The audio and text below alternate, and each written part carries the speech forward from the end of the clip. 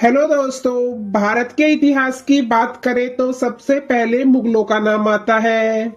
मुगलों ने करीब करीब 300 साल से ज्यादा राज किया था और इसी मुगल सल्तनत के सबसे मशहूर बादशाह अकबर हुए।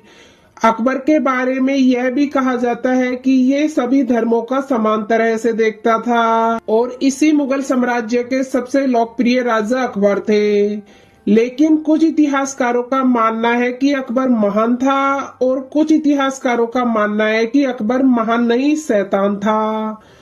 तो दोस्तों इस वीडियो में जानेंगे हम अकबर महान था या शैतान। दोस्तों वीडियो को शुरू करते हैं।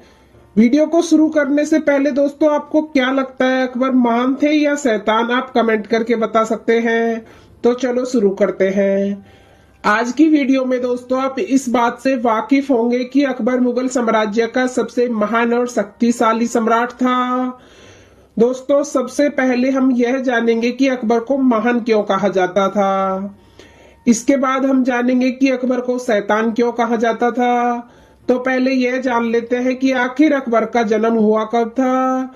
अकबर का जन्म 15 अक्टूबर 1542 को सिंध के राजपूत किले अमरकोट में हुआ था।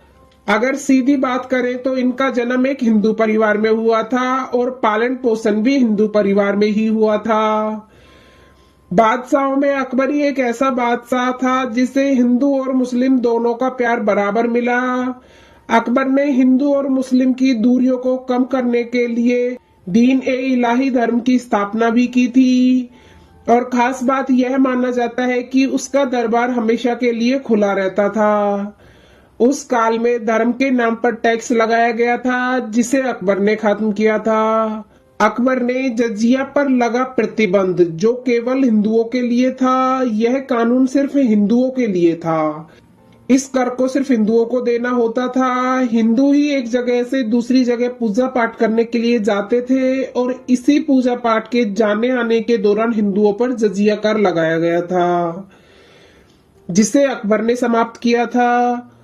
दोस्तों मुगलों के इतिहास में अकबर ही एक ऐसा शासक था जिसने अपने मंत्रिमंडल में हिंदुओं को जगह दी और उच्च जगह भी दी और उच्च स्थान प्रदान किए। अकबर को अगर छोड़ दे तो यह काम किसी भी मुगल ने आज तक नहीं किया था। तो दोस्तों उस काल में बाल विवाह एक समस्या थी जिसका हल अकबर ने किया था।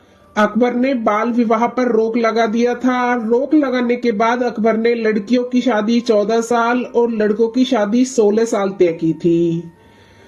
उस काल में अगर कोई भी हिंदू एक से दो शादी करता था तो उसे टैक्स देना पड़ता था। यह प्रावधान अकबर लेके आया था। औरतों और विधवाओं को पुनर्विवाह करने की अनुमति दी गई। आपने सती प्रथा का नाम तो सुना ही होगा। सती प्रथा, जिसका पति मर जाता था उसकी पत्नी उसकी चिता पर बैठकर जल जाती थी, इसी को सती प्रथा कहते थे और इस सती प्रथा को अकबर ने बंद कर दिया था।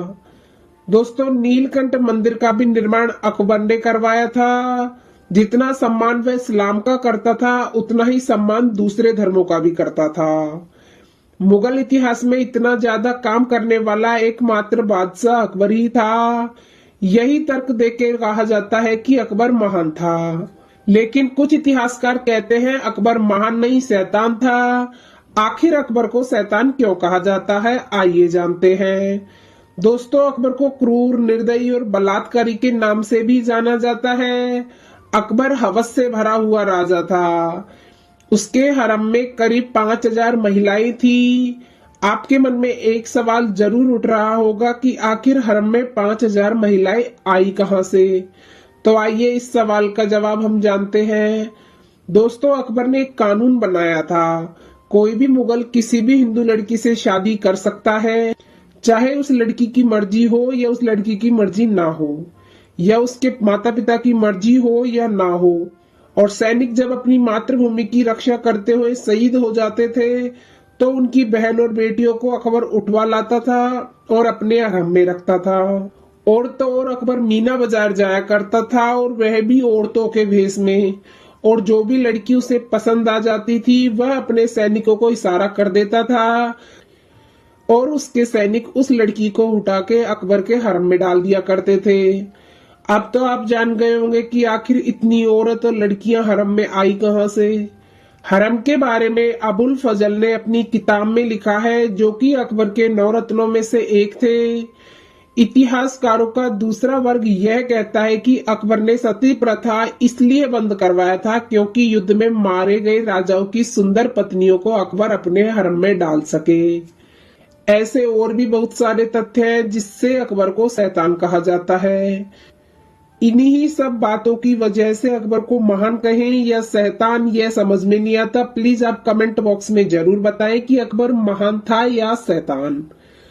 तो दोस्तों, आपको यह वीडियो कैसी लगी प्लीज कमेंट बॉक्स में जरूर बताएं, और ऐसे ही ऐतिहासिक वीडियोस देखने के लिए हमारे चैनल को सब्सक्राइब करना ना भूलें। चलो मिलते हैं नेक्स्ट वीडियो में, जब तक के लिए अपना ख्याल रखना। धन्यवाद।